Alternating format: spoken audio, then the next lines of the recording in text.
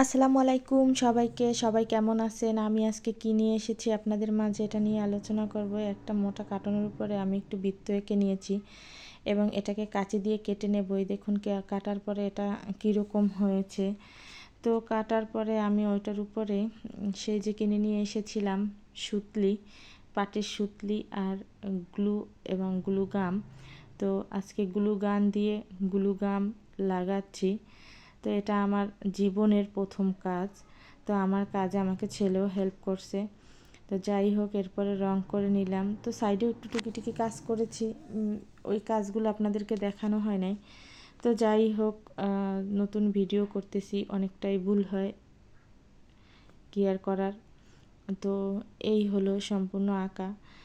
তো এই আঁকার পরে আমি আবার একটু হাইলাইটার করে নেব।